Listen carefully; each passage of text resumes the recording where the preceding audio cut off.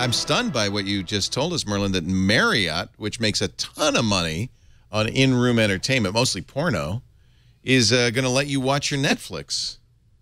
They must have been forced into that. There's no way. I mean, they're giving up.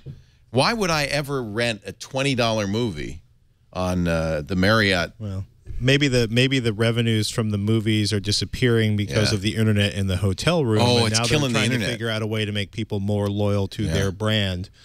Okay. Have you read any of the articles about how they how many hotels are not doing mini bars and in their rooms anymore? Why is that?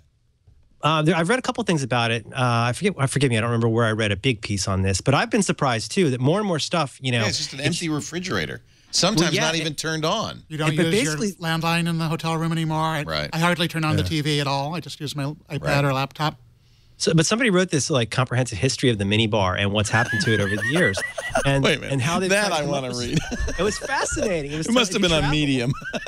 Because, you know, you've certainly done the thing where you're like, oh, do I want this? And you move it around and you get charged. Yeah. But basically, the idea is that it's not nearly as profitable as you would guess. It takes a lot of resources. I mean, hotels are pretty under-resourced in a lot of ways. It's very costly to keep up. They lose a lot of money on it. They end up having to give a lot of money back on refunds and stuff like that. I guess what I'm wondering is, like, it seems like selling movies in a room would be pure profit, but maybe the margins on that are not that great. Well, the systems were always really clunky and almost always third party. But it's funny. Like I did a quick search. There's 2010 LA Times article talking about how hotel revenue from phone calls and in-room movies was drying up.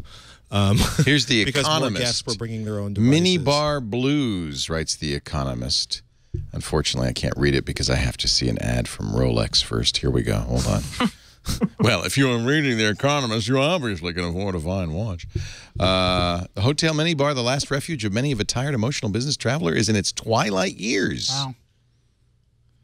Hotels aren't even charging for Wi-Fi nearly as much as they used to. A lot of the time, that's just being rolled into the cost of the room. I think that's increasingly that's going to be table stakes. Which seems improbable. It wasn't so long ago. It was $30 a day for one device to connect. That seems like 2 years ago to me. As Beef in our chat room says, it's pretty sad when a company can't make a profit on a $10 bag of peanuts, or a $25 day of Wi-Fi. Obviously, there's overhead I didn't understand. Well, it's funny. Like this LA Times article, revenue collected by U.S. hotels from phone calls dropped to an average of $178 per room in 2009 from $1,252 in 1999. Wow. So an 86% drop. Part of the problem is theft. Customers drink the booze in the little bottles and replace it with water. Who knew? So then what they did was, I remember when they started doing this as a drinker, when they started making it so that if you even move the thing, they would charge you. Yeah. And if you don't check your bill, people don't check the bill, and there'll be all this stuff on there, and they had to do all these chargebacks. Anyway, once again, there's a reason I am not in the corner office. But I mean, I think that it feels like the industry, there's always ways they're trying to make a buck, but more and more, as an occasional traveler, it feels like they're really trying to save money.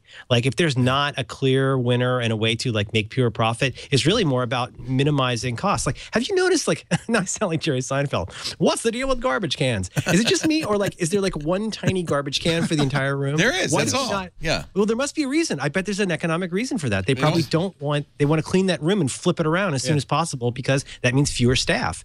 You know, I don't think hotels do as well as it seems. Anyway, I don't know how this became about hotels, but they're looking at replacing the housekeeping staff with robots. I mean, literally. There's a hotel in Silicon Valley where the little robot comes and brings you your. You call for a toothbrush, a robot comes up with it.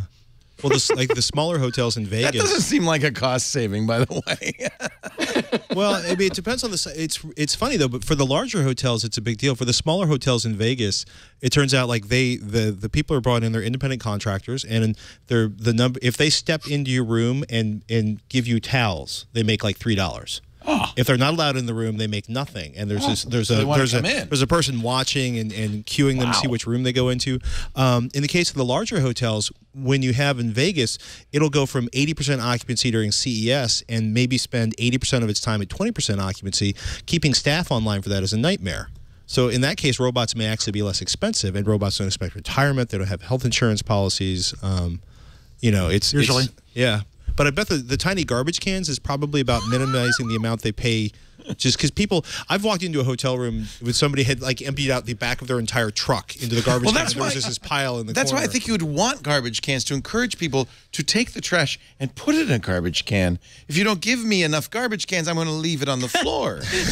I had the same thought. We have a park near our house, and one day I ran into the inscrutable woman who takes care of the park, and I said, "Inscrutable woman, why do we not have more garbage cans here in the park? Because it seems to me that all the high school kids who are monsters throw all their trash and their Swisher Sweet things on the ground. Wouldn't it be like a nice thing for the park if we had more garbage cans? Leave them on the path. People can put the garbage in them." And she goes, "No, we just have to empty those." The city like, well, gets the Swisher Sweet stuff. There's a reason I'm not on city council. It seems to me that would be easier than picking it up off the ground later. But I'm just thinking. I think blue you should be sky on solution city here. council. Crazy. Those meetings would be awesome. So now, I think I missed a step here. What is Apple doing to disrupt the hotel industry? I don't know how we got. Dylan, you're new here, so let me explain. Imagine it's Johnny Ive in a white room. We have taken everything you love about your home trash can. Added Tramford edges. The simplest hotel room The world's tiniest trash can. we've ever made. We've made it slimmer. Dylan, the problem really with this show in general is that we all are massively suffering from ADD, and we haven't taken our meds. So you never know where we're going to go. In fact, Merlin, I think you invented the rat hole. Yeah, that was me. Yeah. Wait a minute, here he goes. The rat hole theme, ladies and gentlemen. Everybody. Rat hole! I have a recording of that somewhere. Thank you, Merlin Mann. It wouldn't be the same without you.